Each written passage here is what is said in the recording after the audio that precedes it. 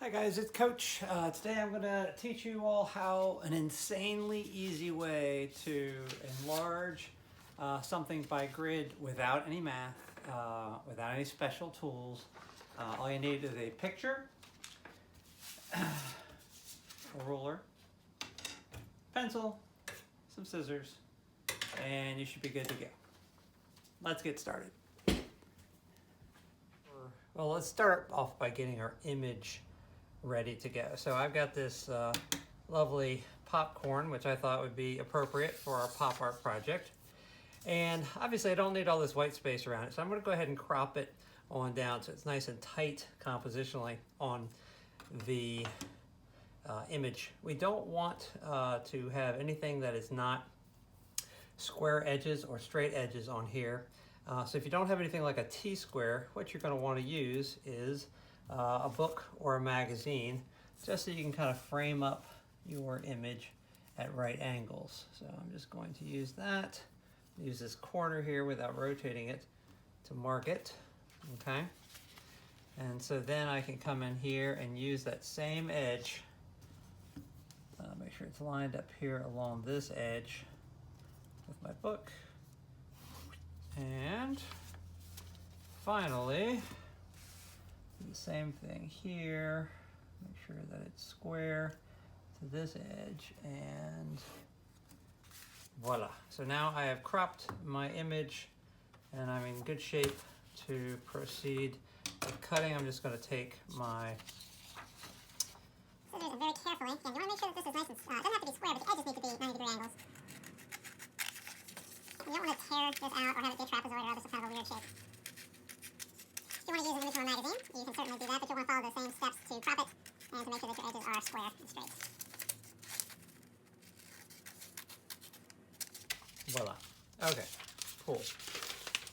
Now, looking on YouTube, I was watching lots of other people demoing how to do this, and it was a lot of math involved. And so years ago, I learned a great, super easy trick from a friend of mine who teaches kindergarten as to how to do this. So here's the super easy way of taking this image and getting it onto a very large piece of paper like that. All right. Step one, we want to make sure that this big sheet of paper is proportional to this shape. All right. Proportional means that they're the same shape, even though one is larger than the other. The way we do this, and this is a very important step, don't skip it. You're going to place your now straight-edged squared image in the bottom left-hand corner of your bigger piece of paper, whatever that bigger piece of paper is. It can be really, really large. Let me make sure that I've got all this on camera. Here we go. So I've got this now nice and even in that corner, nice and flush on both sides. And then you want to use as big a ruler as you can find, or a straight edge. A yardstick is perfect. I have this,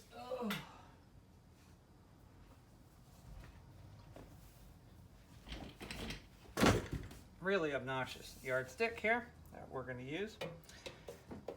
I'm going to try to use it. It may even be too big to use.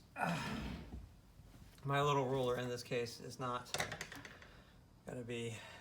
Actually, let me demo it with the little ruler so you can see, and then I'll use my larger ruler to actually execute it. What we're going to essentially do is we're going to, after lining it up in the bottom left-hand corner, you're going to extend the point from the bottom left-hand corner through the top right-hand corner of the image, and then extend it all the way up to the edge of your paper, wherever that is. So with this ruler here, I'll line those two edges up like so, and I'll draw straight through it. And you can see that my ruler isn't long enough, so I guess I could do this. Or again, if you've got a longer ruler, you can use your longer ruler. You do want to make sure that it's a nice, even extension.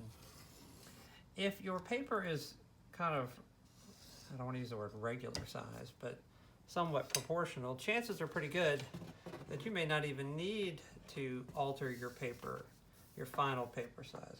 I'm going to set this here. Do this.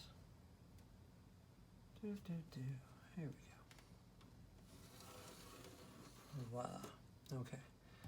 So in looking at this, you can see that my paper is ever so slightly, it's running off this edge here. So what I need to do is I need to take and trim off the top, let's say 1/8 of an inch, 1/4 of an inch off of that. And again, it needs to be square, so this ruler is definitely too big for what I'm trying to do. See if I get that lined up like that. Okay.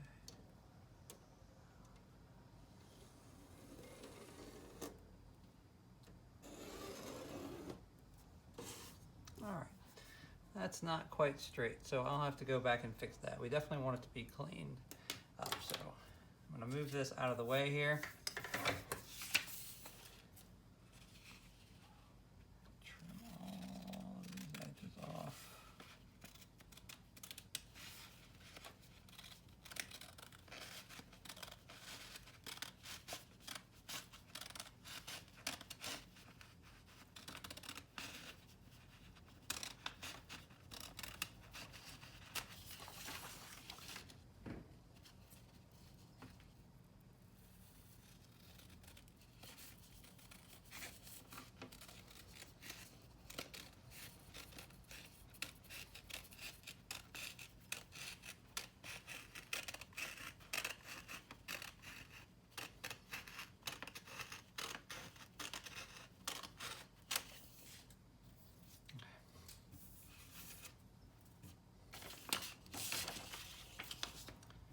Okay, so once you have your paper proportional in size, what I like to do is go ahead and just flip it over so that I don't have those pencil marks there.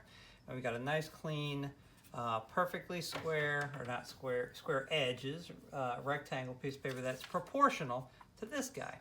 Now all of that work that you just did, that didn't really require any mathematics, is so that this next step will be really, really easy. Here's what we're gonna do. We're going to take and we're going to make a grid by folding your image in half and then in half again. Move this out of the way. I've got a little bit more contrast.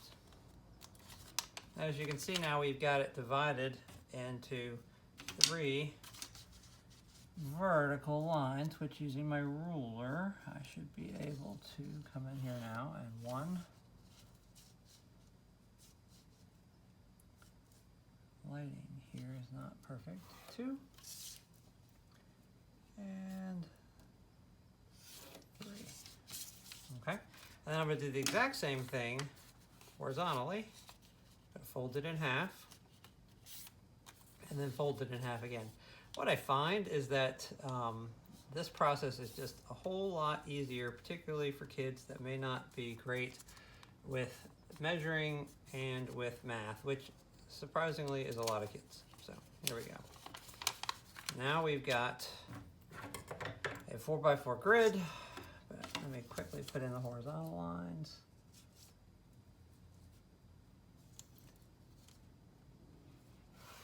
One,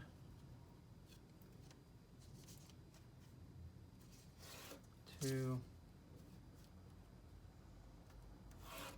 and 3. Okay, so now we have 16 boxes in our grid, and we've got to get those same 16 boxes in our larger piece of paper. This is where it gets really cool, because again, there's no need to measure or do anything. What we're going to do is we're going to fold and pinch. We're not going to fold and fold the whole thing in half. You're just going to bring one corner to the other corner and pinch that edge. And then I'm going to rotate my paper. And I will fold and line those up. It's important that they line up correctly. And pinch. So now I've got this, which has marked the half wave page or section of my page. And again, unfortunately, I need a slightly larger ruler. I'm gonna eyeball this. When you draw your lines for this step, guys, it's important that you draw them very, very lightly because ultimately you do not want that grid line to be visible, and erasing it is a pain in the butt. Okay, cool. So now we've got our half. So you're like, well, how do we get the next halves? So you bring the corners into the middle and pinch and bring it to the top middle and pinch. Notice I'm not having to measure, I'm not having to calculate any crazy fractions of eighths of an inch or anything like that. It's just folding halves. And we're able to do this because we made our paper proportional at the start. If you don't make your paper proportional at the start, that first step that we did, none of this works. And you are doomed to fail. So don't do that. Okay. All right, here we go. So now we've got 1, 2, 3, 4 vertical slots that are proportional with these. We're gonna now turn our paper. I'm gonna get this big gigantic ruler out of the way. And we're gonna do the exact same thing. Fold it corner to corner, line up those edges. Make sure they're lined up or you will not get it right. Pinch, don't fold.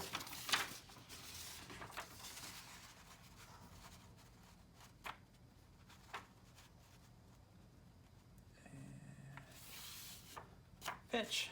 You know, this process works particularly well because we are, I'm gonna need a longer ruler for this part. Okay, where?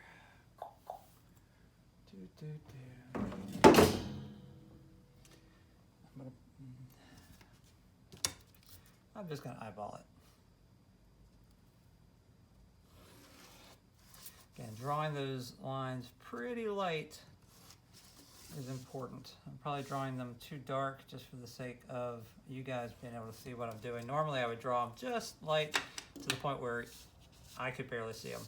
Now again, to get the quarters, you've got to fold it from the edge to the middle, like so.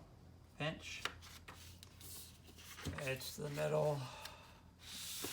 You probably can't see that. Let's try that again. Top, edge, pinch. And then while I'm here, I'll go ahead and pinch this guy in. Pinch. And one last time. Pinch. Okay. Cool. All right. And then again, I'm going to eyeball because my ruler's not quite long enough. And you all, whatever your situation is at home, you may or may not have lots of rulers that are long. So. And this piece of paper is, what size is this? I think it's 12 by 18, give or take. Looks a little bit larger than 12 by 18. But, so now we've got a proportional piece of paper with our grid, just like so. That is proportional with our smaller piece of paper. We didn't have to use any math, super straightforward. The next step is to draw your image, and you're going to be using these little boxes to help you guide with your drawing. So you have to look at the shape one box at a time. Try to, I find, particularly if you're doing something complicated like a face or, I don't know, letters, anything that's really, really complicated. One little trick is that you turn the whole drawing upside down because then it kind of tricks the brain into not really being able to see anything or not being able to know what it's seeing and therefore to be able to draw it more quote-unquote realistically. But for this sake, we're just gonna eyeball it. It is worth noting, since we're gonna be doing a painting, we don't wanna do any shading or anything like that. It is okay to sketch out your lines as things are, you know, gonna be moving around a lot as you're drawing. Again, I encourage you to draw very lightly as you're doing this. One way to think about it as you move from box to box is if I look at this, I can almost imagine many boxes within. So I've got a box here. I can kind of subdivide that box in my mind and be like, okay, if this is the halfway point here, this guy, this little cloud-like shape kind of comes across kind of near the middle, works its way up. And then this guy comes down here. Kind of wrap that up. Yeah, but I don't want to get into any values. I do want to try to get important details. This line kind of goes across like that and then comes down. Pay attention also as you're drawing this to the negative space. That's that space that surrounds the object. Look at the shape of that negative space. I often find that helps kids to be able to more accurately draw things. Sometimes. I'm not going to worry about every little detail. I'm just trying to get a sense. There's like this little edge of a internal part of a popcorn ridge that's popped up here. Popped up, haha. Let's see. And I'm going around. I always like to kind of get the outside part established first, but it doesn't really matter. You can go section by section. And I'm paying close attention to that negative space as I'm trying to draw this, and look at that shape that I'm drawing.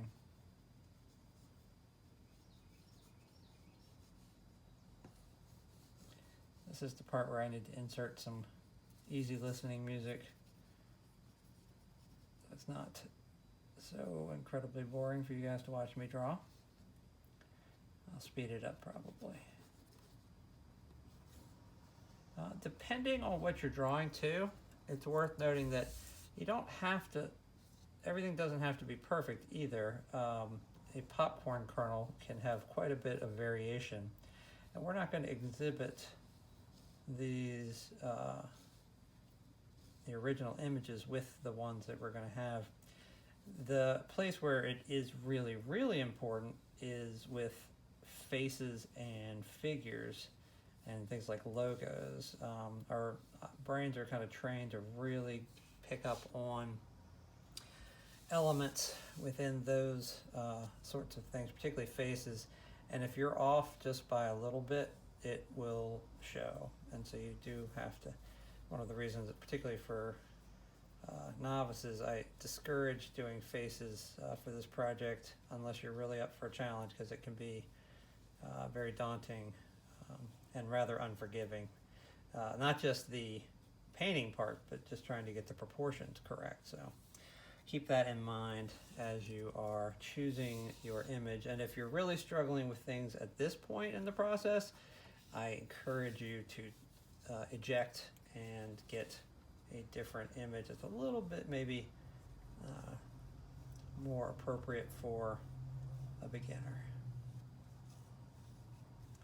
And I'm just sketching this in here, trying to pay attention at what point it breaks the line so that I can see, like this little guy here. This is a good example. So this little guy here, I can see this kind of valley here crosses right here, which is close to, but not quite at the center point. So if this is the center point, I know that valley kind of crosses here and meanders its way up almost to that edge, and then does the same, like similar on the other side, and kind of comes down here like so.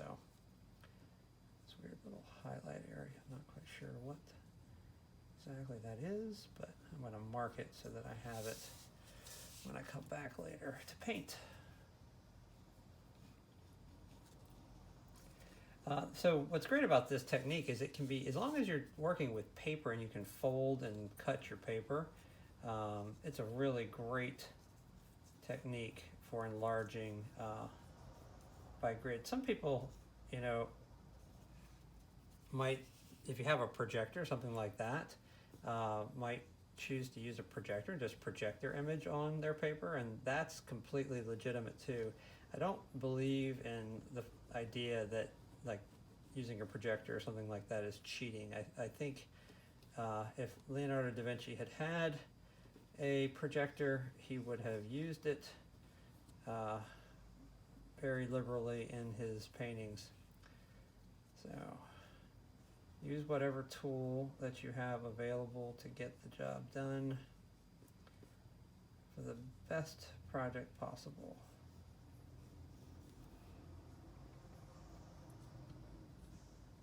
As the truth is, this drawing is less about, this project is less about doing a drawing, and it's much more about the idea of learning how to paint. And so whatever you can do to get the drawing as accurate as possible, as quick as possible, then lets us get to the end result faster,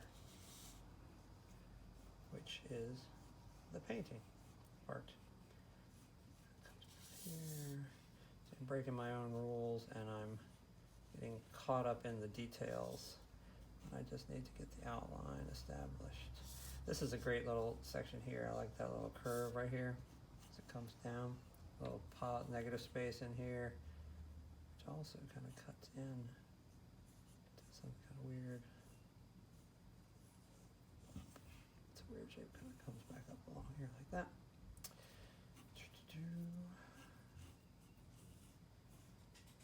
This is a great point where it almost crosses right at the point, the corner here, so you can come right in, swing down.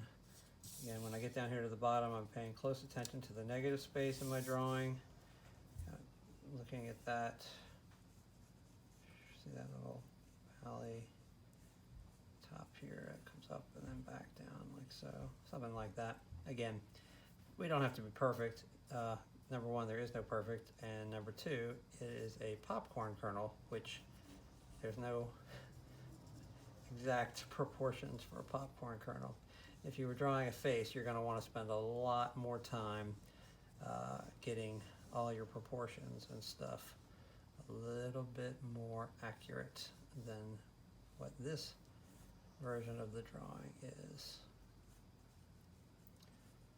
Okay, so now I got to get in here and actually deal with all this detail. So let's. This guy kind of comes up through here. And again, if you decide you don't feel like getting all this detail, it's fine. I just find it does tend to help when I'm painting and I've got the areas I don't have to go back and look. I have a sense of basically where things land, and I don't have to circle back around and spend a lot of time trying to figure out where things are supposed to go. But that's just me. It's kind of a beautiful little section in the middle here. I anticipate, depending on how complicated your drawing is, that you may spend a considerably longer time than I have on this part.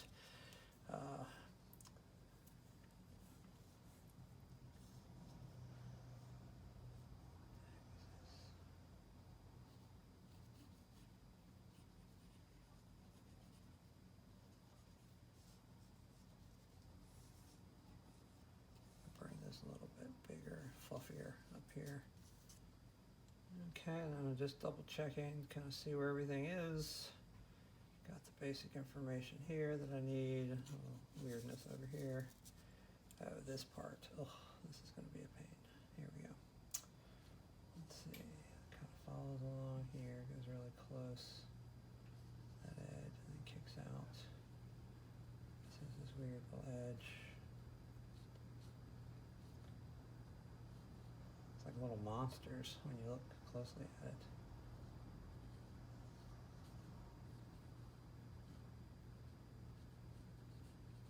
Anyway, but hopefully you can see how I'm looking at a shape, and then I'm looking at that section of the drawing, as opposed to trying to draw the whole thing. And when you're done, you're going to get a whole lot closer to your final goal than if you were not using the grid method. Okay? So I'm going to turn it back right side up, and that's not so bad. That certainly is a good place to start with the painting next week. Hopefully this helps you guys with the process of being able to enlarge your drawing. Again, step one, get all your tools together that you need. Step two, you want to make sure that you cut this guy with nice, clean, straight edges and square corners. It can be a rectangle, but the actual the corners need to be 90-degree angles. We put it again in the bottom left-hand corner, making sure we align it like that. We extend from the bottom left corner up to the right, all the way to the edge of the paper, and then we cut off whatever where it meets that edge. That gets your paper proportional. Then we do our little folds. We fold it in half and in half again, and then we do that horizontally. And then on this paper again, instead of folding it all the way through so you get a bunch of folding lines, we just pinch, we fold, and we pinch, and then we bring in from this edge, fold and pinch, and then we draw our grid lines really lightly. All the drawing that I did today is probably too dark for the painting, because now I've got to go back and erase all that, and that's unfortunate. You guys will want to try to draw as light as possible. It'll save you a lot of cleanup on the tail end before you start painting. So I hope this helps you get started, and shoot me any questions if you have any, and thanks again for watching.